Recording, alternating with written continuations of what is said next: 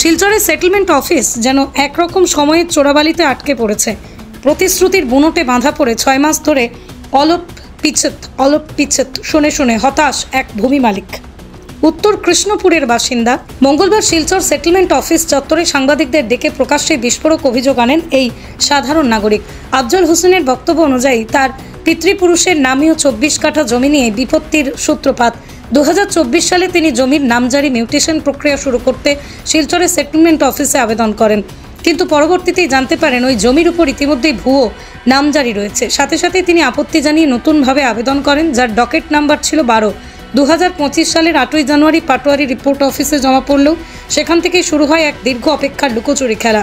অভিযোগ, দায়িত্বপ্রাপ্ত assistant settlement officer Arunjyoti Das তাকে বারবার বলে গেছেন অলপ পিছত খবর লাভ। এই অলস এবং অস্পষ্ট উত্তরেই কেটে গিয়েছে টানা 6 মাস। এমনকি সাম্প্রতিক সময়েও তাকে বলা হয়েছে আরও কিছু মান দিন পিছত আহক, যার ফলে ক্ষুব্ধ হয়ে ওঠেন আফজল হোসেন। আফজলের অভিযোগ, এই অনাকাঙ্ক্ষিত বিলম্ব ইচ্ছাকৃত।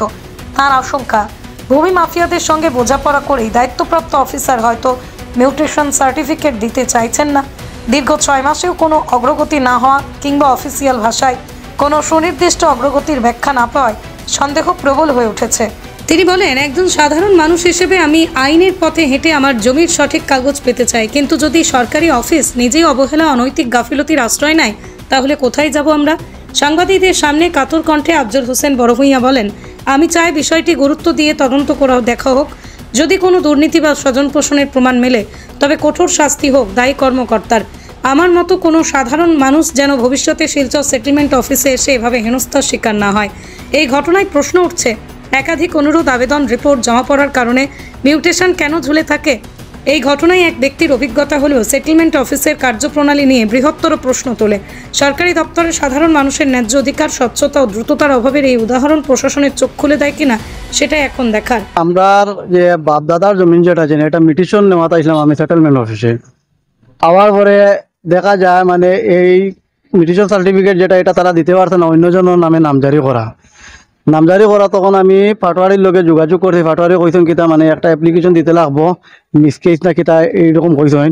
তারা খোয়া মতো আমি মানে একটা অ্যাপ্লিকেশন দিছি, আমি সেটেলমেন্ট অফিসের মাঝে দিছি 29/11/2024।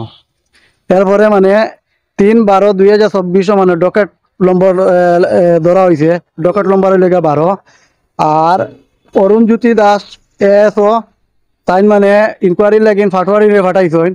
পাটোয়ারিরে ফাটানির পরে পাটোয়ারি রিপোর্ট দিছেন 8/1/2025 ইংরেজি। 8/1/2025 ইংরেজি রিপোর্ট দেওয়ার পরে আমি 2 দিন পরে আইয়ার 2 দিন পরে আওয়ার পরে স্যারটি আমি জিজ্ঞাসা করি, স্যার রিপোর্টটা পাটোয়ারি দিছেন এটা মানে কিতা হয়েছে? তাই খালি অলপ পিছনে কইয়া আজকে 6-7 মাস হয়ে গেছে স্যার। এখন আমি মানে আর কোনো মানে উপায় না ভাইয়া মানে আমি সাংবাদিক ডাকিতে আমি বাধ্য হয়েছি।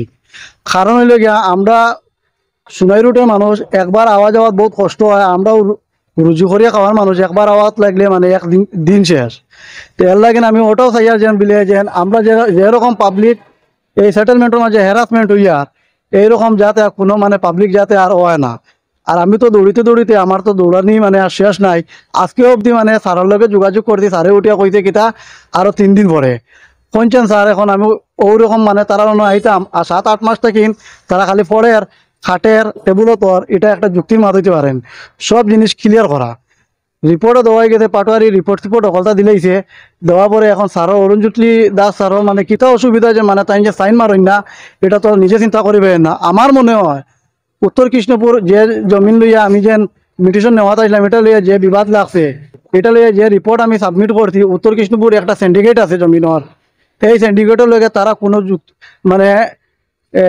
কোনো মানে যোগাযোগও আসেনি। যোগাযোগও থাকলে এরকম করে। আর আমার মানে আমি সিধা ভাষায় আমি কই আর যোগাযোগও থাকার কারণে তো এইরকম করে। আর নাইলে তারা তো মনে করো তারা রিপোর্ট দিতে কয়দিন লাগে?